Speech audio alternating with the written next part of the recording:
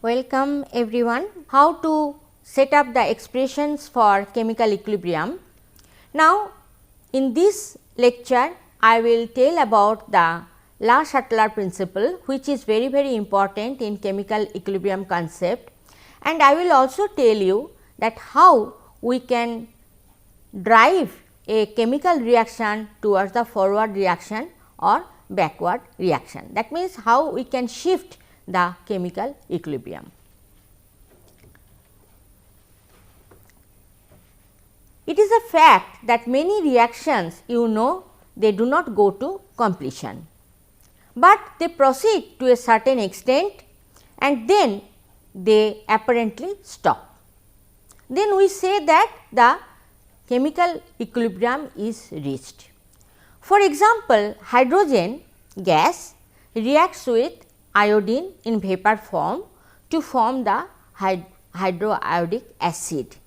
The reaction is shown here. Hydrogen and iodine, it is in vapor form, they produce the HI, hydroiodic acid. This is also gas. So, all are in gas phase.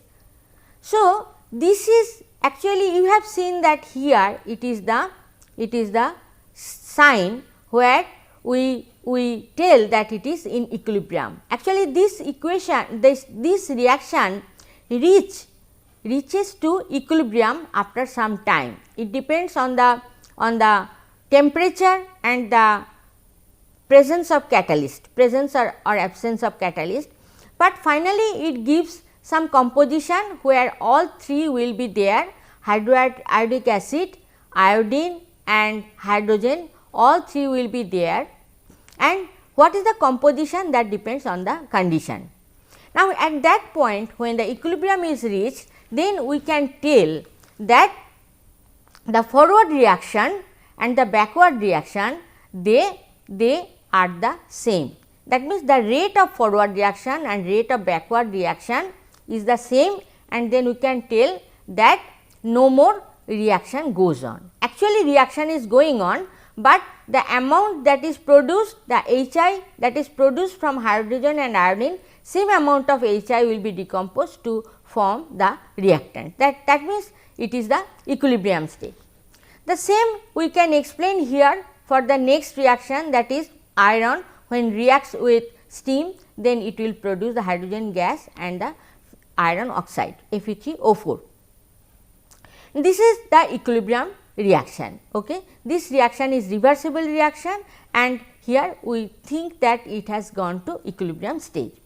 Now, some reactions we need to complete to 100% reaction, to make it 100% conversion. Then how it will go like that?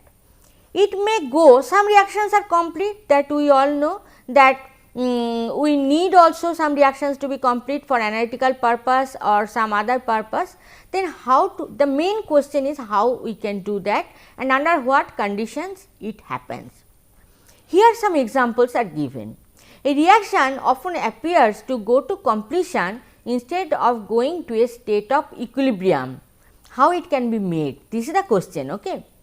For example, barium chloride with sulfuric acid, if it reacts, then barium sulphate is produced. This sign is the sign of precipitate. Okay. That means, in this reaction, barium chloride when reacts with sulfuric acid, it gives barium sulphate which is precipitated, and also it produces HCl. Now, when some product is going out of the phase, then the reaction goes towards the forward reaction. Why? Because you know the equilibrium expression. Equilibrium expression we have seen the reactant concentrations and the product concentrations, how it is written. So, when the product is removed, then more and more reaction will go on to produce more product. Okay. That is why the reaction goes towards the forward direction, and this type of reaction we use for sulphate determination. You know that for any analytical method of determining or quantifying something, you know that especially in quantifying something the reaction should be complete, otherwise if it is not complete then our analytical method will be wrong. So, this method is used for sulphate determination and this reaction should be complete when we use it for sulphate determination. Now, in this reaction, in the next reaction, what you see that this is the actually laboratory method of HCl preparation. What we do in this method, we take sodium chloride, solid sodium chloride, and then we drop H2SO4, consider H2SO4 onto it. Then we see that HCl gas is produced, which is taken out, that means it goes away as a gas from the reaction mixture, and then more and more reaction goes towards the forward reaction. It is the same thing, actually in this case it is precipitate, so it is going out of the phase, and here it is gas, so it is going out of the phase. And basically the principle is same, when some product goes out of the phase, then more and more products are produced from the reaction, that means ultimately it goes to 100% conversion. Now, one interesting example is shown here, calcium carbonate. You know that when calcium carbonate is heated at a high temperature, then it forms calcium oxide and carbon dioxide. But if you take calcium carbonate in a closed vessel and heat it at high temperature, then what will happen? And when you take calcium carbonate and you heat at same temperature, but under the current of air, then what will happen? This is the question actually. When you heat the calcium carbonate taken in a closed vessel, then you will see that equilibrium is reached and some calcium carbonate will still remain in the vessel at the bottom of the vessel, and some calcium carbonate is produced, calcium oxide is produced, and some carbon dioxide is produced, all remain together in the closed vessel. But when you heat calcium carbonate in a current of air, that means in an open vessel at the same temperature, then this carbon dioxide is a gas, so it will go out. So, then what will happen? More and more calcium carbonate will be converted to calcium oxide and carbon dioxide. So, you see that calcium carbonate will be more amount of calcium carbonate will be converted to calcium oxide and carbon dioxide, and if you give sufficient time, then you will only you will be left with calcium oxide and carbon dioxide will go out. So, no more calcium carbonate will be there. That means, in one case in closed vessel when you heating, although you are giving the same temperature, when you are heating in a closed vessel, then you are reaching the equilibrium, and when you are heating in a current of air, that means in an open vessel, then you are going towards the completion. So, this is the case. Two different behavior means two different things we are getting when we apply different conditions. Now, what is La-Chatelier principle? This is very important in chemical equilibrium. What it is saying? What is La-Chatelier principle? It is said that if one of the conditions of a system in equilibrium be altered. So, first you have to think that we have some equilibrium state. Some reaction is in equilibrium. First equilibrium state is to be attained. Okay? When something is in equilibrium, then if we disturb the system, either by raising the temperature or by raising the pressure or by introducing something. So, when we disturb the system in equilibrium, then what will happen? This is the La-Chatelier principle. What will happen? When we disturb it, then it will adjust itself in such a direction as partially to neutralize the change of the condition. The system will act in such a way that the disturbance will be nullified. You are producing some disturbance on a system which is in equilibrium. So, what it will do? It will try to nullify the disturbance. It is shown in a very simple way in a very nice way by using this example. This is nothing but the ammonia production by Haber's process. Okay. In that method, what we do? We take nitrogen and hydrogen, then we give pressure at high pressure, that is 200 atmosphere pressure, and we use the temperature 550 degree centigrade, then ammonia is produced and it is an exothermic reaction. So, some heat is generated. Okay. So, this is the process developed by Haber-Bosch process actually, where the ammonia production he obtained from the nitrogen and hydrogen. This is also one type of nitrogen fixation, but nitrogen fixation I will discuss later in my other lectures. But here just remember that here pressure is to be given, and high pressure 200 atmosphere pressure, and also temperature 550 degree centigrade in presence of some catalyst also. This is finely divided iron as the catalyst. So, it is in equilibrium, you can see the sign. So, it is in equilibrium. Now, what will happen if, what will be the effect of temperature, what will be the effect of pressure, that we have to explain. Okay. Say for example, we increase the temperature. If the temperature is increased, okay, then what will happen? So, what according to Le-Chatelier principle, if we disturb the condition, then it will try to nullify that disturbance. That means, if we increase the temperature, it will act in such a way that temperature is decreased. How it will be done? Because it is an exothermic process. So, it will go in the reverse direction. Okay. So, it will go to the reverse direction to nullify the increase of temperature. Now, if we increase the pressure, what will happen? Okay. If we look into the number of moles, we know that number of, and at a constant volume, we know that number of moles, it is related to pressure. Okay. That pressure. So, you can see that in this side there are 2 moles and in this side there are 4 moles. Okay. So, if we increase the pressure, then what will happen? It will try to go in that direction where the number of moles is reduced. That means, when the number of moles is more, then the pressure is also higher. Okay. So, it will act in such a direction that number of moles is reduced, that means it will go towards the forward direction. So, effect of temperature and effect of pressure we have explained. Now, considering this reaction which is also in equilibrium, say for example, NaCl and H2SO4 is producing NaHSO4 plus HCl, it is in closed vessel, say for example, that is why it is in equilibrium. Then effect of altering concentration on equilibrium, if we put it in closed vessel, then this will be equilibrium, but if we do it in open vessel, HCl will go out.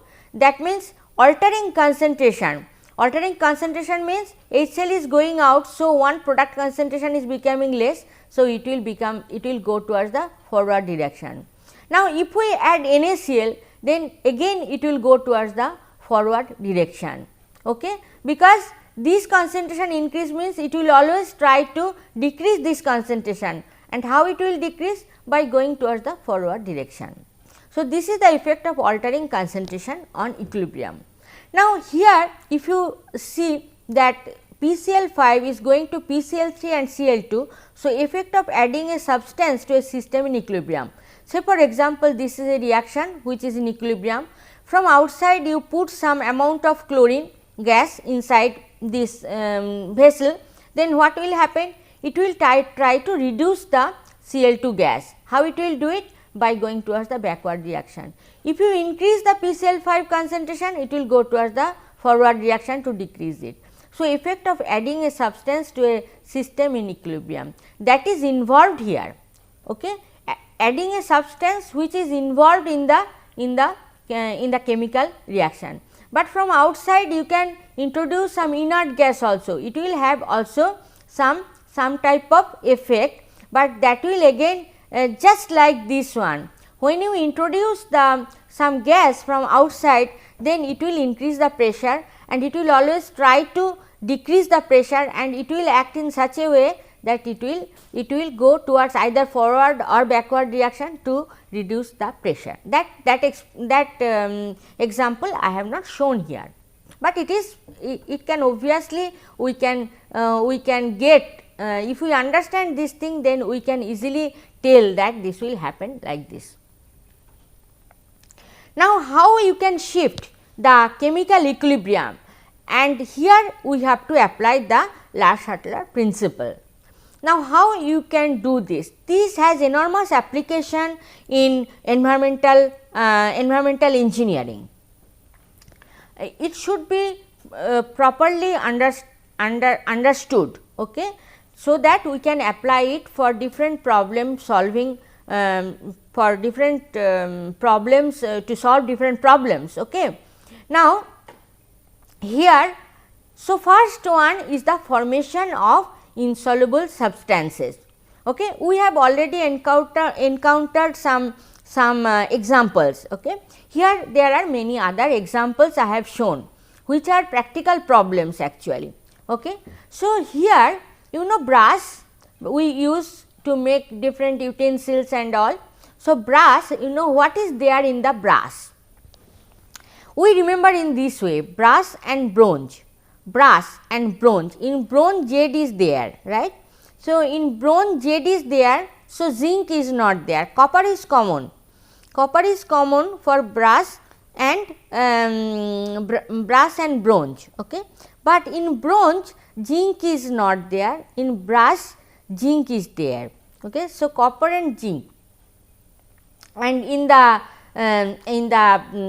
bronze copper and tin, okay. So, here there Z is there, bronze Z is there, so there copper and tin, okay. In this way I remember, okay. Now, in the copper waste or brass waste, if we consider the copper waste or brass waste, then in the wastewater there is some copper ion present, okay, or zinc ion may be present, okay. Now, how to remove them? If you look into the removal of metals, in most cases you will see that metals are removed by producing some hydroxides, because most of the metal hydroxides are insoluble.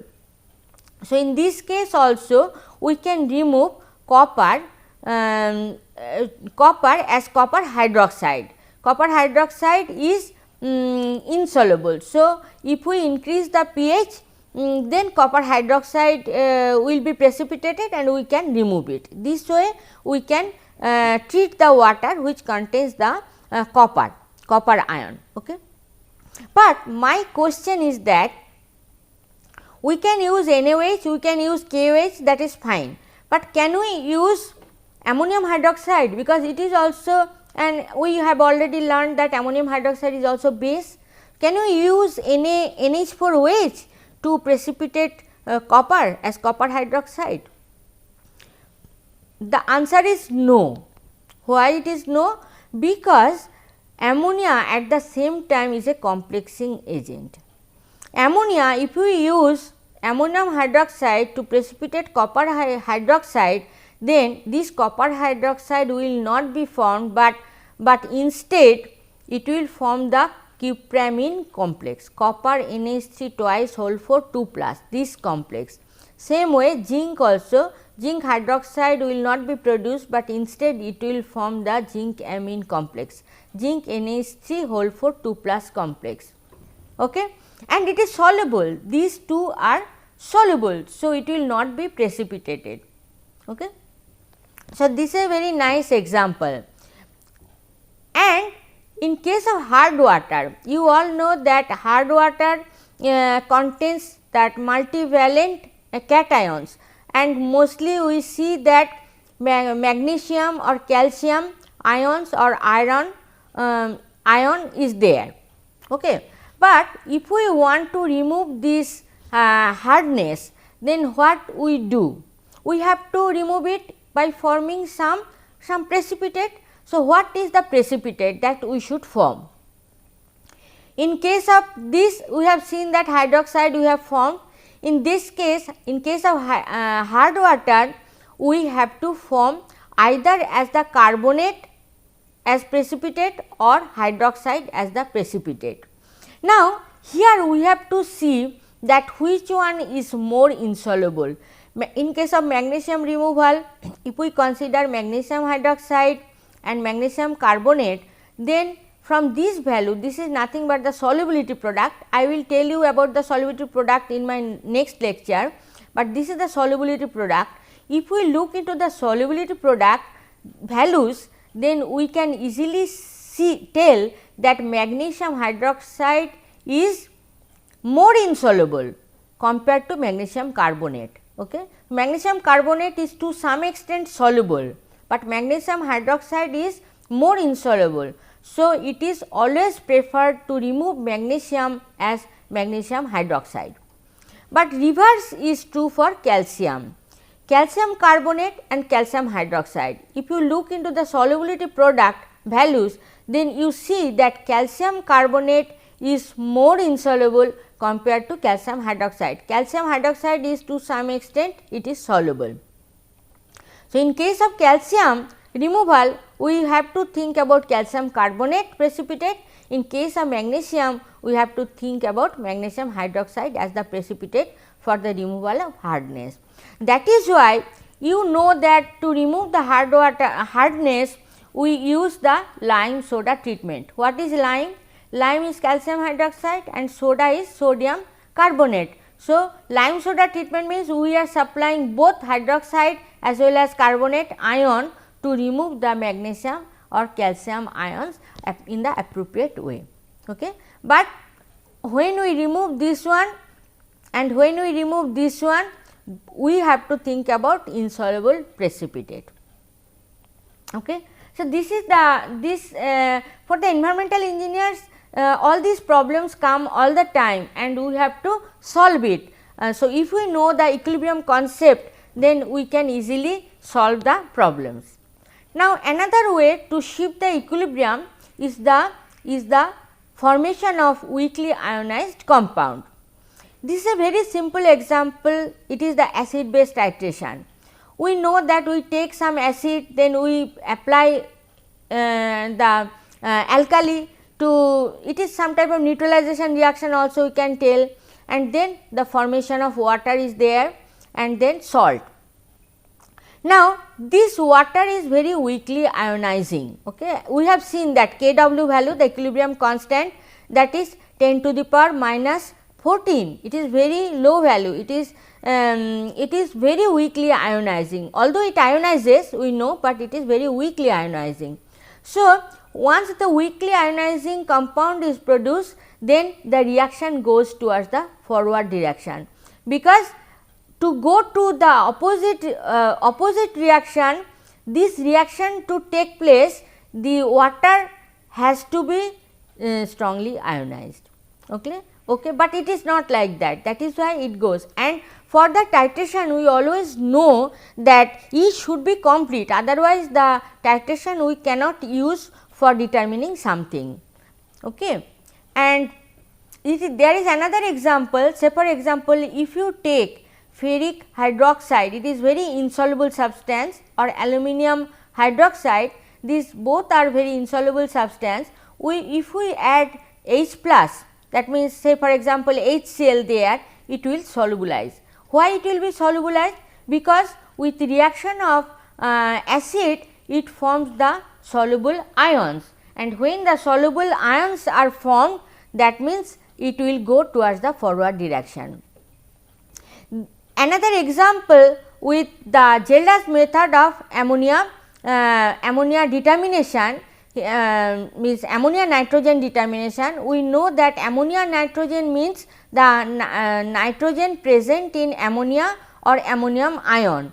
So, in that case we make it alkaline and then we steam distill it. Then when we make it alkaline, then the ammonium ion is 100% goes to ammonia, and ammonia is highly volatile and it will it will remove with the steam, and then it will be collected and then it will be titrated. So, here also it is same thing, the same principle is applied. Now, there are some formation of complex ions. Say for example, silver chloride, when we treat it with ammonia, it forms the silver amine complex, or copper hydroxide, when we put it with ammonia, it forms the copper or zinc amine complex. So, it is also by forming the complex ion which is soluble, we can make the reaction complete, we can drive the reaction towards the forward direction.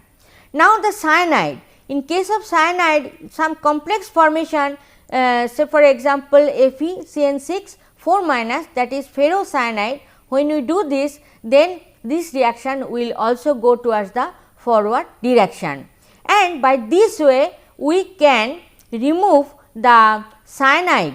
We can remove the cyanide containing wastewater, we can treat, and we can remove the cyanide through formation of Prussian blue, that is a complex which is precipitated. When we put this underline, then we know it is a solid substance and it is precipitated. Now, another way is that formation of gaseous product. Say for example, this is also a solid, it is reacting with the H plus to form the H2S gas, which is goes out of the equilibrium, then the reaction goes towards the forward direction. This is, you see that copper sulphate and copper sulphide and mercury sulphide, this reaction does not occur. Why? Because it is so much insoluble that even small amount of H2S is also, almost no H2S is generated to drive the reaction towards the forward direction.